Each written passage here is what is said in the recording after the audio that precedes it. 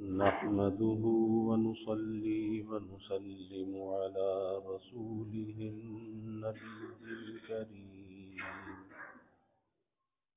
وعلى آله وأصحابه أجمعين. اللهم صل على سيدنا ومولانا محمد وعلى آل سيدنا ومولانا محمد وبارك وسلم صلاة وسلاما كثيرا كثيرا. توفیق الہی اپنے مرشد پاک کی برکت سے عشاء کی اس نشست میں فضائل ایمان کا درس چل رہا ہے. اللہ تعالیٰ اس درس کی برکت سے ہمارے ایمان کی حفاظت فرمائے اور موت تک قبر تک اللہ ہمارے ایمان کو سلامت رکھے.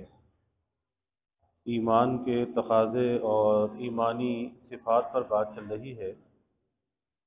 جو آخری حدیث مبارکہ جس پر بات چل رہی تھی اس کے راوی حضرت ابو ہریرہ رضی اللہ تعالی عنہ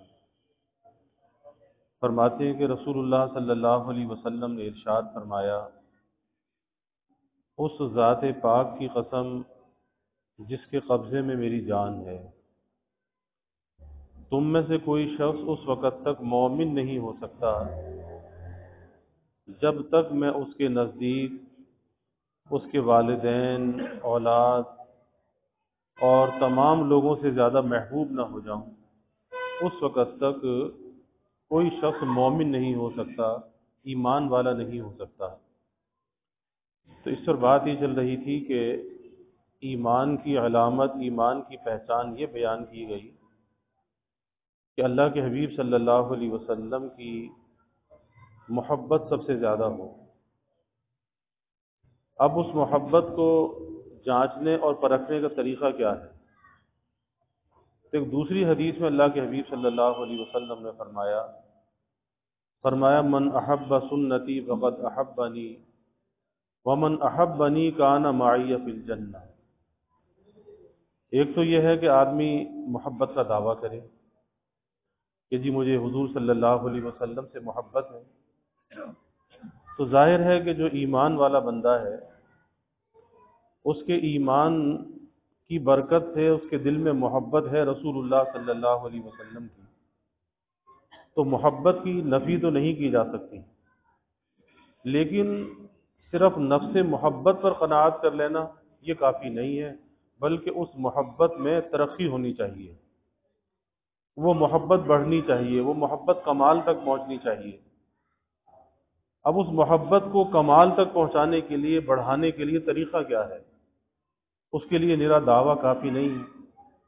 تو اللہ کے حبیب صلی اللہ علیہ وسلم نے فرمایا کہ جس نے میرے طریقے سے محبت کی، من احب سنتی، کہ جس نے میرے طریقے سے محبت کی اس نے مجھ سے محبت کی. تو پتہ یہ چلا کہ حضور صلی اللہ علیہ وسلم کی محبت کی جو علامت ہے، جو پہچان ہے، وہ آپ صلی اللہ علیہ وسلم کے طریقوں سے محبت ہے. اب اس طریقوں سے محبت کس طرح سے ہے کہ وہ آپ صلی اللہ علیہ وسلم کے بابرکت جو طریقے ہیں، وہ بابرکت طریقے ہماری زندگی کے اندر آ جائیں، ہم ان طریقوں پر عمل کرنے والے بن جائیں. اب سوال یہ ہے کہ کیا ان طریقوں پر عمل کرنا آسان ہے یا مشکل ہے؟ تو ظاہر ہے کہ اللہ کے حبیب صلی اللہ علیہ وسلم کی سنتوں پر عمل کرنا، آپ کے طریقوں پر عمل کرنا ہر انسان کے لیے آسان ہے، اور ہر زمانے میں آسان ہے، اور ہر علاقے میں آسان ہے. کہیں پر بھی کوئی مشکل ایسی نہیں ہے کہ جس میں انسان آپ کی سنتوں پر عمل نہ کر سکتا ہو. رکاوٹ آپ کے طریقوں میں نہیں ہے، رکاوٹ ہماری طبیعتوں کے اندر ہے. تو ہمیں اپنی طبیعت کی رکاوٹ کو دور کرنا چاہیے اور اس عشق اور محبت کو بڑھانا چاہیے. اور کسی بھی کام کی جو ابتدا ہوتی ہے، ہمیشہ کسی بھی کام کی جو ابتدا ہے وہ بتکلف ہوتی ہے، اور جب آدمی بتکلف کسی کام کو کرتا ہے تو کرتے کرتے بالآخر وہ کام بے تکلف اس سے ہونے لگتا ہے. آپ دیکھیں کہ ایک چھوٹے بچے کو اگر مکتب بھیجنا ہے، اسے اگر اسکول بھیجنا ہے، اس چھوٹے بچے کے لیے مکتب جانا اور اسکول جانا بڑا بھاری ہوتا ہے، بڑی مشکل سے اٹھتا ہے، بڑی مشکل سے ماں اسے تیار کرتی ہے، کبھی اسے لالچ بھی دیتی ہے، تو بڑی مشکل سے تیار کر کے کبھی ڈانٹ ڈپٹ کر کبھی پیار محبت سے اسے مکتب اور مدرسے اور اسکول بھیجا جاتا ہے۔ لیکن جاتے جاتے بالآخر اس کی طبیعت ایسی مانوس ہو جاتی ہے کہ وہی بچہ جو پہلے بمشکل جا رہا تھا اب بڑی سہولت سے جا رہا ہے کہ خود بخود اٹھتا ہے، تیاری بھی خود کرتا ہے اور اپنا بستہ اٹھاتا ہے، جانے کے لیے نکل جاتا ہے۔ تو کیا چیز ہے؟ کسی کام کو کرتے کرتے اس کی عادت پڑ گئی، عادت قائم ہو گئی، اب اس کام کا کرنا اس کے لیے آسان ہو گیا۔ اسی طرح پیارے نبی صلی اللہ علیہ وسلم کی سنتیں ہیں، آپ کے طریقے ہیں کہ جب تک انسان نے اس پر عمل نہیں کیا اس وقت تک تو مشکل ہے کہ بھئی کیسے اس پہ عمل ہوگا، لیکن جہاں عمل کرنا شروع کرتا ہے وہاں پر اس کی آسانی سامنے آ جاتی ہے۔ اور یہ صرف آپ کی سنتوں کے ساتھ یہ بات خاص نہیں، یہ دین کے ہر کام کے ساتھ یہ بات ہے کہ جب تک آدمی اس پہ عمل نہیں کرتا اس وقت تک تو مشکل ہوتی ہے، اور مشکل اپنی طبیعت کی ہوتی ہے، اس عمل کے اندر مشکل نہیں ہوتی۔ لیکن جب آدمی اس عمل کو کرنا شروع کر دیتا ہے تو پھر اس عمل کی آسانی اس کے سامنے آتی چلی جاتی ہے۔ تو پہلا درجہ یہ ہے کہ بتکلف کام کو شروع کرنا چاہیے، اور جب آدمی بتکلف کرتا رہتا ہے تو ایسی عادت قائم ہو جاتی ہے کہ پھر غیر اختیاری طور پر بھی اس سنت کی مخالفت نہیں ہوتی، اس طریقے کی مخالفت نہیں ہوتی، وہ عمل اس سے غیر اختیاری طور پر بھی ترک نہیں ہوتا، پھر ایسی عادت اس کی بن جاتی ہے۔ شیخ عبد الحق رضولوی رحمۃ اللہ علیہ بڑے اکابر میں سے گزرے ہیں، اور کیفیت یہ تھی کہ 40 سال تک حالت سکر میں رہے، یعنی جس میں انسان پر ایک ایسی کیفیت طاری ہوتی ہے کہ اسے اپنا بھی ہوش نہیں ہوتا۔ یہاں تک کہ نوبت تھی کہ مسجد سے خانقاہ اور خانقاہ سے مسجد کا راستہ یاد نہیں تھا، بس خادم آگے آگے چلتا تھا، حق حق کہتا ہوا جاتا تھا، اور اس آواز کے پیچھے مسجد میں تشریف لے آتے تھے، اور اسی طرح حق حق کہتا ہوا واپس جاتا تھا، اسی آواز کے پیچھے واپس چلے جاتے تھے، لیکن مسجد کا راستہ یاد نہ ہوا۔ لیکن سنت پر استقامت کیسی تھی کہ ایک مرتبہ مسجد کے دروازے پر کھڑے ہیں لیکن مسجد میں داخل نہیں ہو رہے۔ اب خدام جو ساتھ ہیں پریشان ہے کہ حضرت مسجد میں داخل کیوں نہیں ہوتے؟ تو پرانا خادم تھا، وہ سمجھ گیا کہ اس وقت اس درجے کی حالت شکر ہے کہ یہ محسوس نہیں کر پا رہے کہ میرا دایاں قدم کون سا ہے، بایاں قدم کون سا ہے۔ اس درجے کا غلبہ ہے حالت شکر کا کہ یہ محسوس نہیں کر پا رہے کہ دایاں قدم کون سا ہے، بایاں کون سا ہے۔ بس وہ خادم نیچے بیٹھا، اس نے دایاں پاؤں پکڑ کر آگے بڑھایا، بس دعا پڑھی، مسجد میں داخل ہو گئے۔ اب یہ کیا چیز تھی کہ وہ عمل کرتے کرتے ایسی طبیعت بن گئی، عادت ثانیہ ہو گئی، طبیعت ثانیہ ہو گئی، اب وہ عمل ترک نہیں ہوتا، وہ عمل چھوٹتا نہیں ہے۔ ہمارے اکابر میں سے ہوئے ملتان میں حاجی محمد شریف صاحب رحمۃ اللہ علیہ، حضرت تھانوی رحمۃ اللہ علیہ کے اجل خلفاء میں سے تھے۔ حضرت کی بیماری کا زمانہ تھا اور مرض الوفات تھا، اس میں بیماری جب بڑھی تو ہاسپٹل میں ایڈمٹ کیا گیا۔ تو جب ہاسپٹل میں ایڈمٹ کرتے ہیں تو وہ لباس اتار کر اپنا لباس پہناتے ہیں، اور حضرت کی پر غشی کی کیفیت ہے، بے ہوشی ہے، ہوش میں بھی نہیں ہے۔ اب وہ ہاسپٹل کا عملہ حضرت کا لباس اتارنا چاہتا ہے، کرتا اتارنا چاہتا ہے، لیکن حضرت اپنا ہاتھ گرا دیتے ہیں، اس کو اتارنے نہیں دیتے۔ پھر کوشش کرتا ہے، پھر ہاتھ گرا دیتے ہیں۔ اب وہ عملہ پریشان ہے کہ یہ بے ہوش بھی ہے اور اپنا لباس بھی نہیں اتارنے دے رہے کہ یہ لباس اتار کر اور ہاسپٹل کا لباس پہنایا جائے۔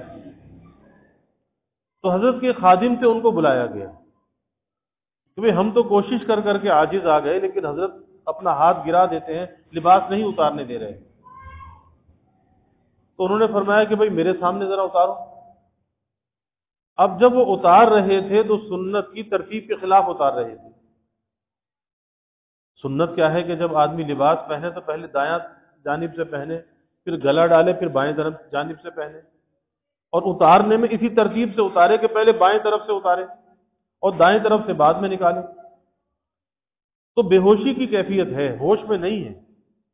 لیکن وہی بات کہ اتباع سنت ایسی طبیعت بن چکا ہے کہ غیر اختیاری طور پر بھی اس کے خلاف نہیں ہونے دے رہے اور اپنا ہاتھ کو گرا لیتے ہیں، لیکن اسے اتارنے نہیں دیتے۔ تو خادم نے کہا کہ بھئی آپ اب اس طرح سے اتاریں، اور جب اس طرح سے اتارا، پہلے بائیں جانب سے پھر دائیں جانب سے، بڑے آرام سے لباس اتر گیا۔ تو اصل چیز جو ہے وہ عمل کی کوتاہی ہے، کہ آج ہمارے اندر عمل کی کوتاہی پائی جاتی ہے، اور اس کا سبب لاپرواہی ہے کہ بہت سے ایسے کام جو صبح سے شام تک ہم کرتے ہیں، لاپرواہی کے ساتھ ان کاموں کو انجام دیتے ہیں۔ اگر تھوڑی سی فکر انسان اپنے اندر پیدا کر لے کہ بھئی میں نے روز مرہ کے جو کام صبح سے شام تک کے انجام دینے ہیں، میں نے اپنے نبی کے طریقوں کے مطابق اسے انجام دینا ہے، سونے سے لے کے بیدار ہونے تک اور بیدار ہونے سے سونے تک۔ اور ہم تو خوش قسمت ہیں کہ ہمارے نبی صلی اللہ علیہ وسلم کی ایک ایک ادا محفوظ ہے۔ اب ضرورت اس بات کی ہے کہ عمل کرنے والے اس پر عمل کریں، اور آج بھی عمل کرنے والے موجود ہیں، یہ نہیں کہ عمل کرنے والے موجود نہیں ہیں، اور قیامت تک رہیں گے، اور آپ کے جو بابرکت طریقے ہیں یہ قیامت تک محفوظ رہیں گے۔ اور اگر بھئی کسی کو عمل کرنا بھاری معلوم ہوتا ہے، مشکل معلوم ہوتا ہے، تو جو آسان سنت معلوم ہوتی ہے پہلے اس پہ عمل کرنا شروع کر دو۔ اگر ایک سنت آسان معلوم ہوتی ہے، ایک سنت پر تو عمل شروع کر دو۔ جب ایک سنت پر آدمی عمل کرے گا، ایک سنت سے دوسری سنت کا راستہ کھل جائے گا۔ اور کسی بھی نیکی پر عمل کرنے کا طریقہ بھی یہی ہے کہ ظاہر ہے کہ ایک دم انسان ساری نیکیاں نہیں کر سکتا۔ بہت سے لوگ گھبرا جاتے ہیں، پریشان ہو جاتے ہیں، تو بھائی ایک نیکی کر سکتے ہو نا، ایک نیکی سے شروع تو کر دو۔ وہ ایک نیکی دوسری نیکی کا راستہ کھول دے گی، ایک نیکی دوسری نیکی کا ذریعہ بن جائے گی، ایک سنت دوسری سنت کا ذریعہ بن جائے گی۔ اگر آپ کثرت درود شریف کا اہتمام نہیں کر سکتے، ارے بھائی 10 مرتبہ روزانہ پڑھ سکتے ہو، 10 مرتبہ پڑھنا شروع کر دو، لیکن استقامت کے ساتھ، مضبوطی کے ساتھ۔ یہ 10 مرتبہ کا پڑھنا آپ کو 1000 مرتبہ پڑھنے تک لے جائے گا، لیکن کام کو شروع کر دینا چاہیے۔ آج ہماری کوتاہی یہ ہے کہ ہم کام کو شروع نہیں کرتے اور باتیں بہت بناتے ہیں، اور ہر کام کو، آسان سے آسان کام کو مشکل بنا لیتے ہیں۔ میرے حضرت والد صاحب رحمۃ اللہ علیہ ایک بات فرمایا کرتے تھے کہ انسان زندگی میں جتنے بھی کام کرتا ہے، ان کاموں میں کھانا اور پینا ایسی چیز ہے کہ بے تکلف انسان اس کام کو کرتا ہے، جس میں اسے کوئی مشکل، کوئی رکاوٹ پیش نہیں آتی۔ اور کھانے اور پینے میں بھی پانی کا جو پینا ہے یہ انسان کے لیے سب سے زیادہ آسان ہوتا ہے۔ تو فرمایا کرتے تھے کہ جس طرح سے پانی کا پینا انسان کے لیے آسان ہے، اس سے کہیں زیادہ آسان اللہ کے دین پر عمل کرنا ہے، اس سے زیادہ آسان ہے۔ لیکن رکاوٹ کہاں پر ہے، مشکل کہاں پر ہے؟ رکاوٹ دین کے اندر نہیں ہے، رکاوٹ ہماری طبیعتوں کے اندر ہے کہ ایک آدمی کے سامنے لذیذ قسم کا کھانا رکھا ہو، لیکن اس کا معدہ ہی قابل نہ ہو کہ اس کھانے کو ہضم کر سکے، تو اب اس سے یہ کہا جائے گا کہ بھئی وہ کھانے کی برائی کرنے لگے، جی کھانا کھانا تو بڑا مشکل کام ہے۔ اس سے کہا جائے گا کہ بھئی کھانا تو بہت لذیذ ہے اور کھانا مشکل بھی نہیں ہے، لیکن تمہارا معدہ اس قابل نہیں ہے کہ یہ کھانے کو ہضم کر سکے، اس لیے اس معدے کا علاج کیجئے، آپ بھی یہ کھانا کھا سکتے ہیں۔ تو اسی طرح سے دین پر عمل کرنا مشکل نہیں ہے، مشکل ہماری طبیعتوں کے اندر ہے۔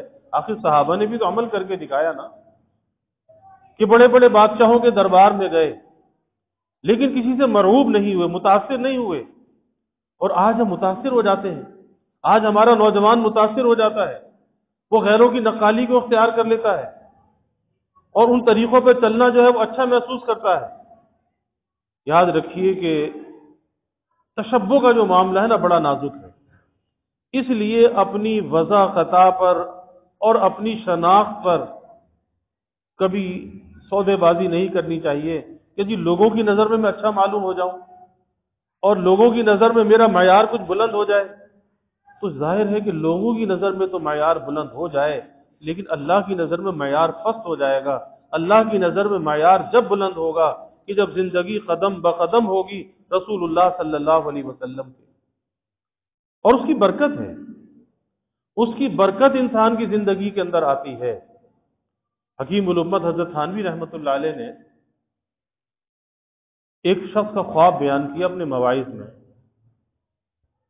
کہا کہ اسے حضور صلی اللہ علیہ وسلم کی خواب میں زیارت ہوئی، تو آپ صلی اللہ علیہ وسلم نے اس سے فرمایا کہ بھائی جو شخص میری تعریف زیادہ کرتا ہے اس سے میرا دل اتنا خوش نہیں ہوتا جتنا دل اس سے خوش ہوتا ہے کہ جو میری سنتوں پر عمل کرتا ہے، اس سے میرا دل زیادہ خوش ہوتا ہے۔ اسی لیے بزرگوں نے فرمایا کہ اگر اللہ کسی کو یہ موقع دے کہ آپ صلی اللہ علیہ وسلم کے روضہ اقدس پر حاضری کی سعادت نصیب ہو جائے تو آپ کے چہرے انور کے سامنے کھڑے ہو کر دو باتیں ضرور کرنی چاہیے۔ ایک بات تو یہ کرنی چاہیے کہ یا رسول اللہ صلی اللہ علیہ وسلم، کیونکہ آپ صلی اللہ علیہ وسلم حیات ہیں اور حیات النبی ہمارا عقیدہ ہے، کہ ایک بات تو یہ کرے کہ یا رسول اللہ صلی اللہ علیہ وسلم اب تک ماضی کی میری زندگی جیسی بھی گزری سو گزری، لیکن اب میں آپ کے سامنے کھڑا ہو کر اس بات کا عہد کرتا ہوں کہ بقیہ زندگی اب آپ کی سنتوں کے اتباع میں، آپ کی تعلیمات کے اتباع میں گزاروں گا۔ تو بزرگوں کے مکاشفات ہیں، اس بات سے آپ صلی اللہ علیہ وسلم کا قلب اطہر خوش ہوتا ہے کہ جب کوئی امتی سامنے کھڑا ہو کر اس بات کا عہد کرے کہ میں اپنی زندگی اب آپ کے طریقوں کے مطابق گزاروں گا، اور دوسرا عہد یہ کرے وہاں پر کھڑا ہو کر کہ میں اپنی زندگی آپ کے دین کی خدمت میں گزاروں گا، اس سے آپ صلی اللہ علیہ وسلم کا قلب اطہر خوش ہوتا ہے کہ کوئی آپ کے طریقوں کا عہد کرے اور آپ کی تعلیمات کو پھیلانے کا عزم اور ارادہ کرے، اس سے آپ صلی اللہ علیہ وسلم کا قلب اطہر خوش ہوتا ہے۔ اور اس خوش ہونے کا مطلب کیا ہے کہ اس کی طرف آپ صلی اللہ علیہ وسلم کی نظر کرم ہو جاتی ہے، نظر کرم ہو جاتی ہے، اور ظاہر ہے کہ ہم جاتے اسی لیے جاتے ہیں۔ اور پھر دوسری بات یہ ہے کہ جو حضرت معاذ ابن جبل رضی اللہ عنہ سے اللہ کے حبیب صلی اللہ علیہ وسلم نے فرمائی کہ جب انہیں یمن کا حاکم بنا کر رخصت کیا، اور کیفیت یہ ہے کہ حضرت معاذ رضی اللہ عنہ سواری پر سوار ہیں اور آپ صلی اللہ علیہ وسلم پیادہ ان کے ساتھ ساتھ چل رہے ہیں اور نصیحتیں فرماتے ہوئے جا رہے ہیں، کیونکہ آپ کی عادت مبارکہ تھی کہ بعض لوگوں کو رخصت کرنے کے لیے آپ مدینہ طیبہ کی حدود تک تشریف لے جاتے تھے۔ جب مدینہ کی حدود پر پہنچے تو آپ نے فرمایا کہ معاذ اب شاید تیری میری ملاقات نہ ہو، کیونکہ وہ آپ کا آخر زمانہ تھا۔ اور جب حضرت معاذ وہاں سے رخصت ہوئے کچھ عرصے کے بعد آپ نے دنیا سے پردہ فرمایا، تو جب یہ بات فرمائی تو حضرت معاذ ابن جبل رضی اللہ عنہ رونے لگے، ان کی آنکھوں سے آنسو جاری ہو گئے۔ آپ صلی اللہ علیہ وسلم کی آنکھوں میں بھی آنسو تھے۔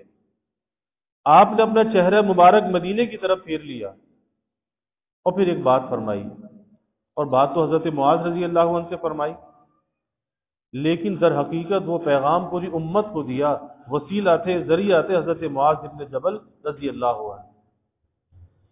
آپ نے فرمایا کہ معاذ، جو شخص میرے طریقے پر ہے، خواہ وہ کہیں کا بھی رہنے والا ہے، کیونکہ جدائی تھی نا، دوری ہو رہی تھی، بظاہر جسمانی اعتبار سے بودھ ہو رہا تھا، تو اس بودھ کے بارے میں آپ نے تسلی فرما دی کہ کوئی شخص چاہے کتنا ہی مجھ سے دور ہے، لیکن اگر وہ میرے طریقے پر ہے، فرمایا کہ وہ مجھ سے قریب ہے، وہ مجھ سے قریب ہے۔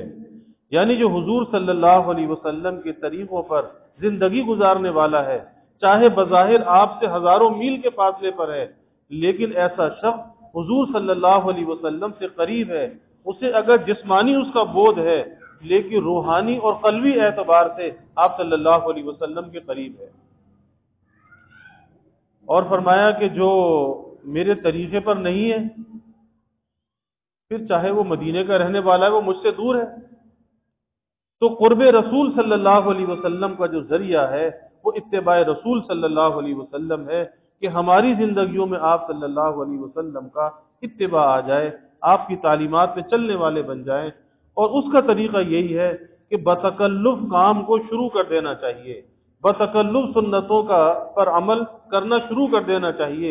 انشاءاللہ تعالی آگے آسانی ہوتی چلی جائے گی اور زندگی اتباع سنت کا نمونہ بن جائے گی۔ اللہ ہمیں عمل کی توفیق عطا فرمائے۔ وآخر دعوانا الحمدللہ رب العالمین والعاقبۃ للمتقین والصلاة والسلام علی اشرف الانبیاء والمرسلین اللہم صل علی سیدنا و مولانا محمد وعلی آل سیدنا و مولانا محمد وبارک وسلم۔ ربنا آتنا فی الدنیا حسنہ وفی الآخرۃ حسنہ وقنا عذاب النار۔ ربنا اتمم لنا نورنا واغفر لنا انک علی کل شیء قدیر۔ اللہم اعنا علی ذکرک وشکرک وحسن عبادتک۔ اللہم انا نستعینک علی طاعتک۔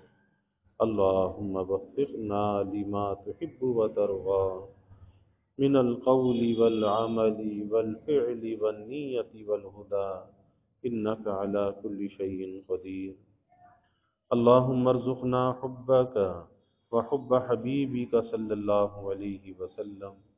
اللہم ارزقنا شہادۃ فی سبیلک واجعل موتنا ببلد رسولک۔ یا اللہ یا رحمان یا رحیم یا کریم یا ارحم الراحمین یا اکرم الاکرمین۔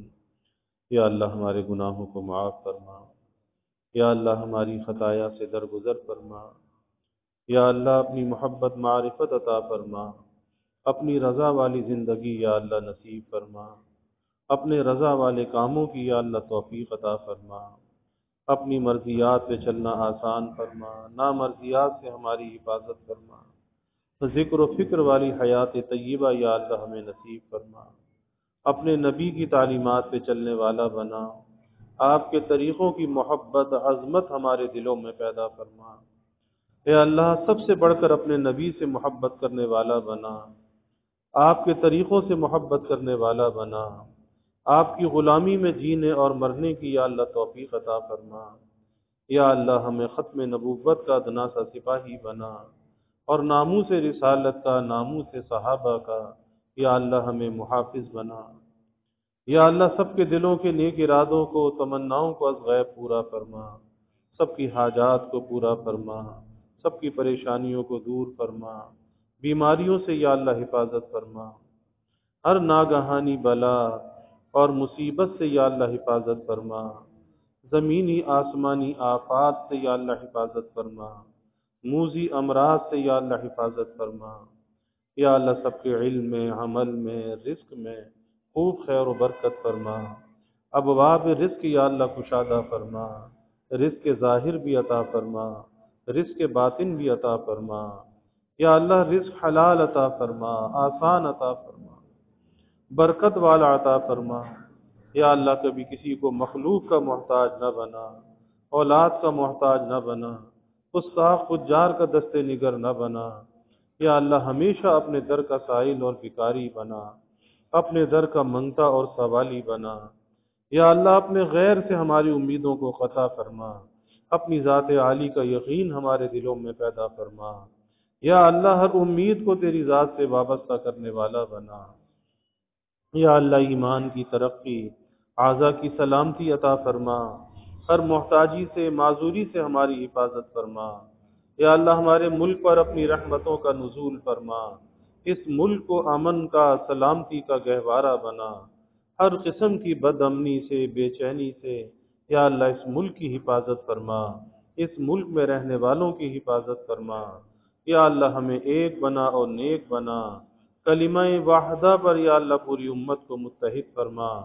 یا اللہ دنیا میں جہاں کہیں بھی مسلمان آباد ہیں، سب کے جان، مال، ایمان، عزت، آبرو کی حفاظت فرما۔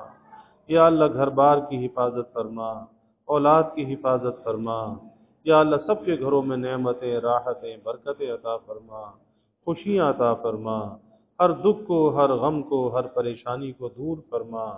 یا اللہ مہنگائی کے، گرانی کے عذاب سے نجات عطا فرما، سب کے گزر بسر کو آسان فرما، سب کے سفید پوشی کے بھرم کو قائم فرما، ہر ضرورت کو یا اللہ غیب پورا فرما، کسی کو مخلوق کے آگے رسوا نہ فرما، مخلوق کے آگے سوال کی ذلت سے بچا۔ یا اللہ عزت آبرو والی زندگی عطا فرما، سب کی اولادوں کو نیک صالح بنا، آنکھوں کی ٹھنڈک بنا، والدین کے لیے راحت کا ذریعہ بنا، والدین کو اولاد کی خوشیاں دیکھنا نصیب فرما۔ یا اللہ ہماری مسجد میں یہ جماعت آئی، ان کا آنا ہماری بستی کے حق میں قبول فرما، اس محنت کو اپنی بارگاہ میں قبول فرما، دین کے ادنا سے خدام میں یا اللہ شامل فرما، خدمت دین کے لیے یا اللہ قبول فرما، دیر کے لیے، دور کے لیے قبول فرما، اخلاص عطا فرما، نفسانیت سے بچا، اعجاب نفس سے یا اللہ حفاظت فرما۔ یا اللہ دین دنیا آخرت کی ہر بھلائی عطا فرما، ہر شر سے، ہر فتنے سے یا اللہ حفاظت فرما۔ یا اللہ ہمیں عافیت دارین عطا فرما۔ ربنا تقبل منا انك انت السميع العليم وتب علينا انك انت التواب الرحيم وجزى الله عنا محمدا صلى الله عليه وسلم ما هو اهله وصلى الله تعالى وسلم على النبي الكريم آمين برحمتك يا